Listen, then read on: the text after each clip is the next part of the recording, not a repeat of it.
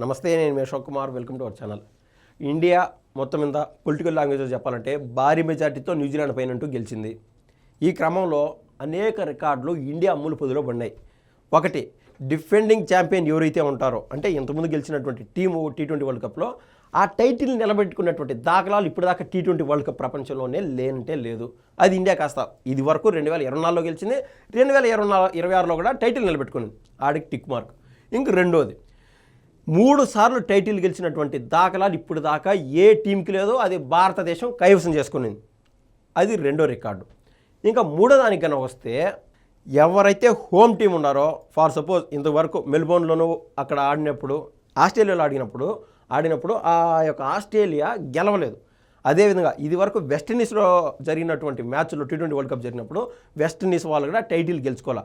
కానీ ఇండియా అనేది home ground ఏదైతే మనకు సంబంధించినటువంటి గ్రౌండ్స్ ఉంటాయో అక్కడ ఇండియా టైటిల్ నిలబెట్టుకోవడం అనేది గొప్ప కారణం, మనందరికీ గర్వకారణం.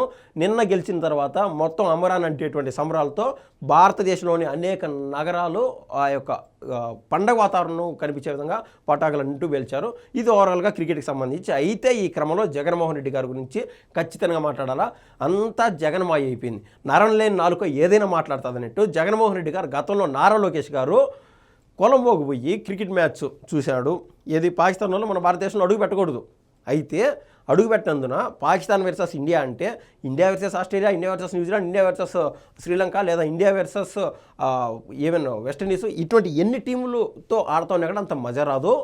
ఇండియా వర్సెస్ పాకిస్తాన్ అంటే అంత అద్భుతంగా ఉంటుంది మ్యాచ్. పాకిస్తాన్ వాళ్ళు ఏమో ఒక పక్క ఆస్ట్రేలియా వాళ్ళని ఓడిపిస్తారు, ఇంగ్లాండ్ వాళ్ళని ఓడిపిస్తారు. అందరిని అంటే వాళ్ళ బౌలింగ్ వలన అనేక రకాలుగా అంతో ఎంతో కాంపిటేటివ్ స్పిరిట్ కనబరిచి పాకిస్తాన్ గెలుచుకుంటూ వస్తారు. కానీ భారతదేశంతో పాకిస్తాన్ మ్యాచ్ అప్పటికి కుక్క కదా తోక ముడుచుకొని పరుగులు తీసినట్టు తుణుకలు అయిపోతుంది అనమాట ఇండియా వర్సెస్ పాకిస్తాన్ మ్యాచ్లో. ఈవెన్ మనగడ చూసాము, పాకిస్తాన్లో ఇండియా గెలిచిన తర్వాత పాకిస్తాన్తో జరిగినటువంటి ఆ మ్యాచ్లో మొత్తం పాకిస్తాన్లోని టీవీలు పగలగొట్టేశారు. ఇష్టానుసారం ఎవరైతే ఆ 11 మంది ప్లేయర్లు ఉన్నారో వాళ్ళందరూ ఈ యొక్క పాకిస్తాన్ క్రికెట్ బోర్డుకి డబ్బులు కట్టాలా, మేము ఇచ్చిన డబ్బులు మీరు తిన్నారు కదా, మీరు కనీసం ఆ మాత్రం గెలుచుకొని రాలేకపోయినారని చెప్పి ఆ డబ్బులు వాళ్ళు తీసుకున్నటువంటి రెమ్యునరేషన్ మొత్తం వెనక కట్టండి అని చెప్పి పాకిస్తాన్ క్రికెట్ బోర్డు హుకుం జారీ చేసింది. పాపం ఆడినటువంటి పాకిస్తాన్ ప్లేయర్ల వల్ల.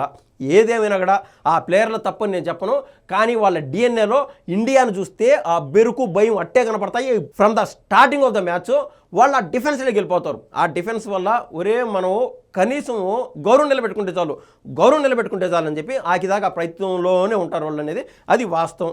ఆ మ్యాచ్కి ఏపీ ఐటీ శాఖ మినిస్టర్ అయినటువంటి నారా లోకేష్ గారు అటెండ్ అయ్యారు. ఆ రోజు సాయంత్రం 7 గంటలకు మ్యాచ్ శ్రీలంకలో జరుగుతుంది. పోయినాడు, చూసినాడు, టక్కని నిద్రలేసి చూసేలోపు ఢిల్లీలో మన ఆంధ్ర రాష్ట్రానికి సంబంధించినటువంటి కార్యక్రమాలన్నీ పూర్తి చేసుకొని మధ్యాహ్నానికి విజయవాడలో ఉన్నాడు నారా లోకేష్ గారు. ఈ గ్యాప్ లోపు అంటే నారా లోకేష్ గారు ఎక్కడున్నారనేది కనిపిరబ్బా.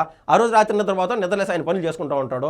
అంటే ఈయన జగన్మోహన్ రెడ్డి గారు మాత్రం ఓన్లీ ప్యాలెస్లోనే లేకుండా ఈయన ఇష్టానుసారం ముంబైకి పోయి ఆడ టీసీఎస్ వాళ్ళని కలసడం, లేకుంటే ఒరిస్సాకు పోయి అక్కడ మన రాష్ట్రానికి సంబంధించినటువంటి ఏదైనా నీటి వ్యవహారాలపైన ఆయన మాట్లాడటము, లేకుంటే తమిళనాడుకు పోయి సిపి రాధాకృష్ణ గారు ఎవరైతే వైస్ ప్రెసిడెంట్ ఆఫ్ ఇండియా ఉన్నారో ఆయన్ని గ్రీట్ అవ్వడం కావచ్చు, పెద్ద మీడియాకి ఇంటర్వ్యూలు ఇవ్వడం కావచ్చు, ఇవన్నీ కూడా తప్పేనా జగన్మోహన్ రెడ్డి గారు చెప్పేది? ఆయన కనపడింది ఆ 3 గంటలే కదా, 3 గంటల పాటు కూడా మ్యాచ్లో ఉన్నాడు నారా లోకేష్ గారు, మ్యాచ్ వస్తూ వస్తున్నారు. అది ఆయన సెల్ఫ్ ఇంట్రెస్ట్. ఆ రోజు జగన్మోహన్ రెడ్డి గారు మాట్లాడినటువంటి మాట ఏంటంటే, మా ఇంట్లో కూడా టీవీలో ఉన్నాయి స్వామి, నేను టీవీలో చూశాను, ఆయన ఎందుకు పోయి ఆడ చూడాలంటే, సార్ మీ దగ్గర పాస్పోర్ట్ ఉండాదో లేదో దానికి కూడా వాళ్ళు పట్టుకున్నారు నీ పోలీసులు. అయితే మీరు విదేశాలకు పోవాలంటే ఖచ్చితంగా కోర్టు పర్మిషన్ కావాలంటే మిమ్మల్ని 3 చెరువులు నీళ్ళు తాగించి 15 రోజులు 20 రోజులు ల్యాగ్ చేస్తూనే ఉంటారు. ఈ లోపు ఈ T20 వరల్డ్ కప్ కూడా అయిపోతుంది. మీరు అధికారంలో ఉన్నప్పుడే మీరు ఎక్కడికి పోయినటువంటి దాఖలు లేవు. కనీసం ప్రభుత్వానికి కూడా సజ్జల రామకృష్ణారెడ్డి లాంటి వాళ్ళు నడిపినారు. అదే సమయంలో దాదాపు 120 మంది పైచీలకు సలహాదారులను పెట్టుకొని నడిపినారు. అసలు సీఎం అని అతను ఎక్కడున్నాడు అంటే కళ్ళు భూతత్వం పెట్టి చూసినా కూడా ఎక్కడ కనిపించినటువంటి దాఖలు లేవు. అది వ్యత్యాసం. ఈ రోజున ఒక పక్క సీఎం హోదాలో బాబు గారు పనిచేసుకున్నారు, ఒక పక్క పవన్ కళ్యాణ్ గారు, ప్రతి మినిస్టరు ఈవెన్ నిమ్మల రామనాయుడు గారు ఏదైతే నీటిపారుదల శాఖకు సంబంధించి పోలవరం అతి త్వరలో కంప్లీట్ చేస్తామని చెప్పి నెక్స్ట్ సంవత్సరం ఏమో డెడ్ లైన్ పెట్టుకున్నాడు. అలా ప్రతి ఒక్కరు వాళ్ళ పనులు నిర్వర్తించుకుంటూ పోతూనే ఉన్నారు. ఒక్కరోజు మ్యాచ్కి పోయిన దానికే నువ్వు ప్రభుత్వ ఖజానాన్ని వాడేసుకొని ఇది ఒక స్పెషల్ ఫ్లైట్లు వాడేసుకున్నావు అని చెప్పి నారా లోకేష్ పైన అభాండాలు వేశారు. మంచి గడప దాటేలోపు చెడు ఊరు ప్రపంచం అంతా తిరిగేసి వచ్చినట్టు నారా లోకేష్ గారి పైన ఆబండాలు వేశారు. ఈయన ఆ డాక్యుమెంట్లన్నీ తీసి ఆయన క్రెడిట్ కార్డో ఇంకొకటో అయ్యా నేను సొంత ఖర్చుతో పోయినాయా అని చెప్పుకునే లోపు వైసీపీ వాళ్ళు ఊర ప్రచారం అనమాట. ఏది ప్రభుత్వ ఖజానా వాడుకున్నాడు అని చెప్పి. ఈలోపు పెద్ద పెద్ద జర్నలిస్టులుగా ముసుగులో ఉండేటువంటి సోషల్ మీడియాలో ఉండేవాళ్ళు కూడా ప్రభుత్వ ఖజానాలోని డబ్బు వాడుకొని నారా లోకేష్ గారు మ్యాచ్కు పోయినారు స్పెషల్ ఫ్లైట్లో అని చెప్పి అన్నారు. కనీసం తర్వాత రోజు నారా లోకేష్ గారు ఒక క్లారిటీ ఇచ్చిన తర్వాత ఒక మాటన్న అది కాదు పాపం ఆయన సొంత ఖర్చుతోనే పోయినాడు అని ఒక మాట వీడియో చేశారా? క్షమాపణ అనేది పక్కన పెట్టండి. ఒక్క వీడియో ఒక చెడు పక్కనోడిపైన రుద్దేసి మీరు ఆ చెడులో చలిమంట వేసినట్టు చలిగాంచుకుంటా ఉన్నారు. మీరు ఏమి నైజో నాకైతే అర్థం కాల. ఏదేమైనా అక్కడ నిన్న ఈ మ్యాచ్లో అహ్మదాబాద్లోని ఆ నరేంద్ర మోడీ ఇంటర్నేషనల్ క్రికెట్ స్టేడియంలో జరిగింది. అక్కడ 1,20,000 పైచిలకు జనాభా హాజరయ్యారు. ఏ రేంజ్లో టికెట్లు దిగినాయో, ఏ రేంజ్ ప్రభుత్వానికి ఆదాయం వచ్చిందో అది అందరికీ ఆటోమేటిక్గా ఇట్టే అర్థమవుతుంది. 1,20,000 మంది పైచిలకు జనాభా వచ్చారంటే అంతకు మించిన స్టేడియము అమరావతిలో కట్టాలని చెప్పి అకుంఠిత దీక్షతో ఏపీ ముఖ్యమంత్రి నారా చంద్రబాబు నాయుడు గారు ముందుకెళ్తానే ఉన్నారు. అయితే జగన్మోహన్ రెడ్డి గారు ఈ టైంలో ఏమన్నారంటే మీరు రాజధాని కట్టాలనుకుంటే అటు నాగార్జున యూనివర్సిటీకి అదే విజయవాడకి మధ్యలో ఏ రెండు బిల్డింగ్లో కట్టచ్చు కదా స్వామి అంటున్నాడు. ఏ విధంగా అయితే నారా లోకేష్ గారు ఆడికిపోతే టీవీలో చూసాం కదా మీ మ్యాచ్ అని ఏ విధంగా ఈ మాదిరి ఉట్టకించుతున్నాడో ఆ మాదిరి. కానీ ఇదే జగన్మోహన్ రెడ్డి గారు అసెంబ్లీలో రాజధాని కట్టాలంటే 30,000 ఎకరాలకు పైన ఉండాలి భూమి అని చెప్పి ఆ రోజు ఒక మాట, ఈరోజు 2 బిల్డింగులు చాలని ఒక మాట. అంటే నరం లేని నాలుక ఏదైనా మాట్లాడుతుంది అనడానికి నిలువెత్తు నిర్వచనం జగన్మోహన్ రెడ్డి గారు. ఇంకా నారా లోకేష్ గారు క్రికెట్కి పోతే మీరు ట్వీట్లు చేశారు, అది తప్పని మీరు మీ యాసలో మీరు కామెడీ చేశారు.